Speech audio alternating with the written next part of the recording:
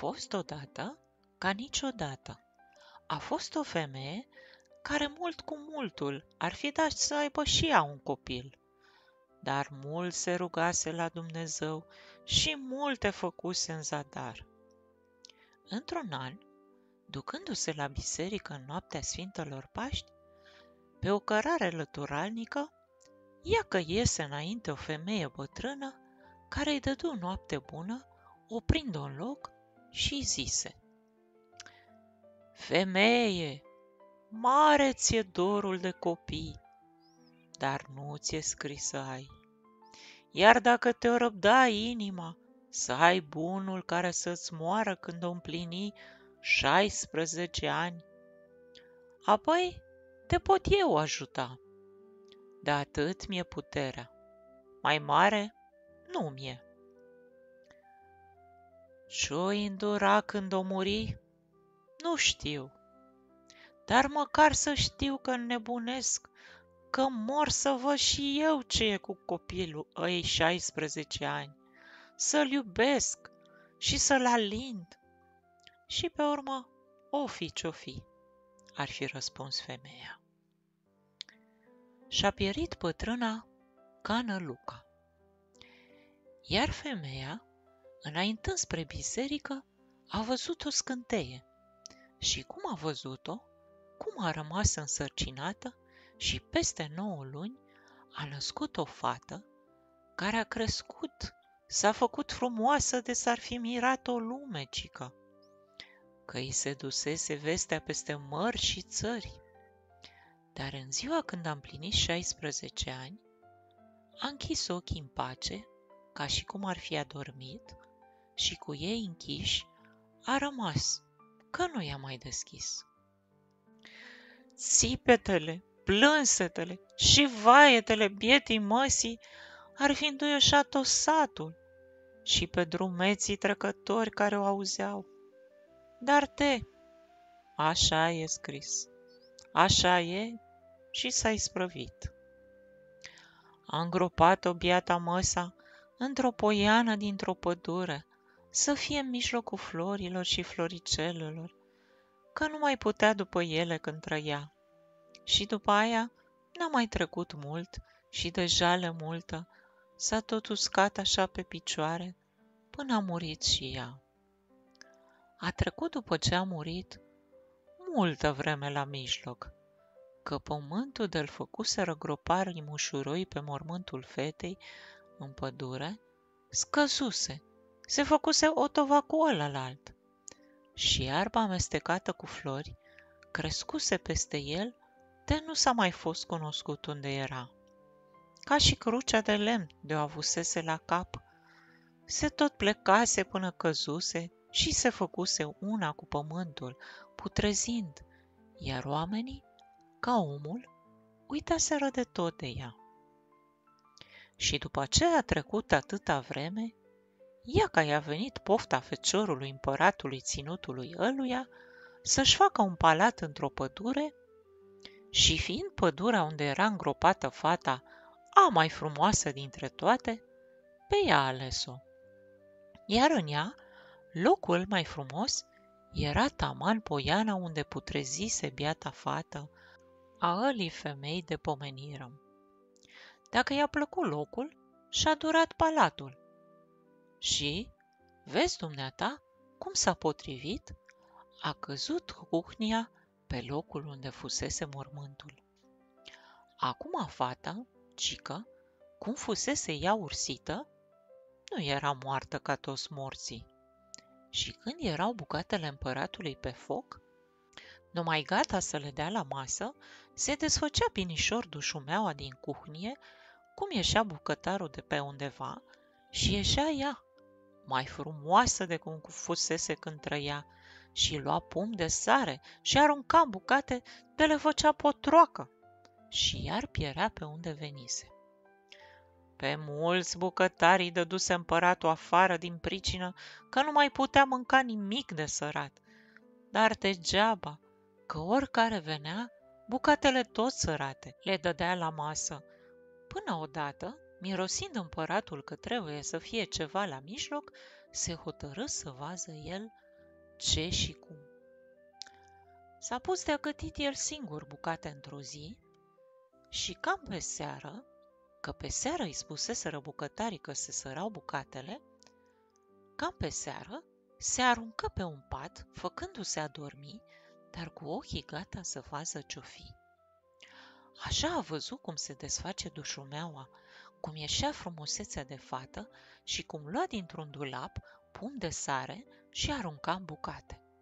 După aia se uită împrejur și văzându-l acolo, pe semne că i-o fi plăcut ei, dar ce se duse spre patul pe care se făcea că doarme și se uită la el lung. Ba ce se uită, că se apropie bine, până nu știu cum îi veni la îndemână băiatului și miți-o prinse repede de mijloc și o sărută odată. Dacă apucă de o sărută, fata se așeză lângă el pe pat, că așa era scris ei, că cum o săruta-o vreun flăcău, să nu mai poată intra în groapă, și i-a spus istoria ei toată. Iar el, nemai putând de dragul ei, i-a făgăduit că o ia de nevastă. Petrecură ei toată ziua și toată noaptea, iar a doua zi de dimineață, ce să vezi dumneata? A venit un om de la tată-s împăratul, cum ca să vie la împărăție, că vrea să-l însoare. Pe biata fată a cuprins-o un plâns, de-ți era mai mare mila. Dar feciorul împăratului nu se putea împotrivi poruncii tatălui său. Trebuia să plece și a și plecat, lăsând-o pe fată plângând, măcar că-i făgăduise că se întoarce și că tot pe ea o ia de nevastă, că ea era dragă lui. După ce a plecat feciorul de împărat și a mai plâns fata ce a mai plâns, ce s-a gândit ea? Să se ducă și ea acolo la împărăția tatălui lui, ca să fie pe acolo, să vadă ce s-o întâmpla, că nu o mai răbda inima să stea locului. Dacă s-a gândit așa, a și plecat. S-a luat după urmele copitelor cailor și a ajuns la palat, că nu era departe. Dacă a ajuns acolo, a prins să întreba pe unul, pe altul, și toți i-au spus că e să se însoare feciorul împăratului cu o fată frumoasă de o alăsese tată său. S-a chinuit ea mult biata, auzind așa, dar a mai așteptat că doar au da ochii de feciorul cum de împărat, ca să-i aducă aminte ce-i făgătuise.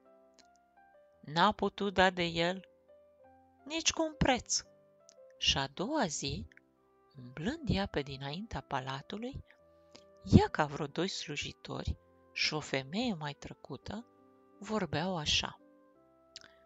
Ei, doică, acu să vedem ce daruri îi căpăta de nunta feciorului împăratului, că de dumneata l-ai alăptat. Ei, darul ca darul, măiculiță, ar fi răspuns doica. Să-l văzi eu însurat și norocul lui să fie bun. Păi de însurat o să-l vezi, că și că-i gata. Auzind așa, a cuprins-o pe fată așa jale și așa durere, încât s-a dus drept la doică și a rugat-o să vie mai deoparte, să-i spuie ceva. Și mergând doica, ea i-a zis, să spui feciorului împăratului, de l-ai alăptat dumneata, că fata din cuhnia palatului lui din pădure s-a necat de dorul lui. Și cum a zis așa, cum s-a repezit la o gârlă de curgea mai încolo nițel și s-a aruncat în ea. A țipat ea doica, a dat să o oprească, a rugat pe ei doi slujitori să se arunce după ea, să o scape. Degeaba. Când o găsiră de-o putură scoate pe mal, ea se înnecase, murise de binele. Dar acum, Vezi, dumneata, lucrurile cum se întâmplaseră nu erau cum ziseseră slujitorii, ci feciorul de împărat spusese lui tată său cum și ce felii se întâmplase și se ruga mereu de el să-l lase să ia de nevastă pe aleasa inimii lui. Și nevrând împăratul cu niciun preț, el sta mereu pe lângă el, că doar l-o îndupleca. După ce se înnecă fata, Doica se duse de spuse feciorului de împărat ce se întâmplase. Și feciorul de împărat se repezi ca un zănatec să vadă de adevărat e. Fata iubita lui era ade se înnecase. Și văzând că ea era, l-a cuprins așa durere, încât curând s-a stins pe picioare, lăsând cu limbă de moarte să-l îngroape într-o groapă cu fata. Dar împăratul n-a vrut deloc, ci a pus de la îngropat tocmai în partea de dincolo a bisericii. Dar n-a apucat să se bătătorească pământul pe mormânt și a răsărit o salcie. Și tot în ziua aia a răsărit o salcie și pe mormântul fetei de partea ailalaltă a bisericii. Și au crescut aste sălcii într-o zi ce cresc altele într-un an și curând au trecut de susul bisericii. Și dacă au trecut, au început să se întinde pe acoperiș până li s-au întâlnit ramurile. Și de atunci, din ce trecea, din aia se amestecau ramurile și crăcile mai tare, și amestecate și alăturate stau într-una și-or fi stând și în ziua de azi. Acolo unde or fi, că eu nu știu, că nu le-am văzut, ci numai am auzit de ele și încălecând pe șa, vă spusei dumneavoastră așa.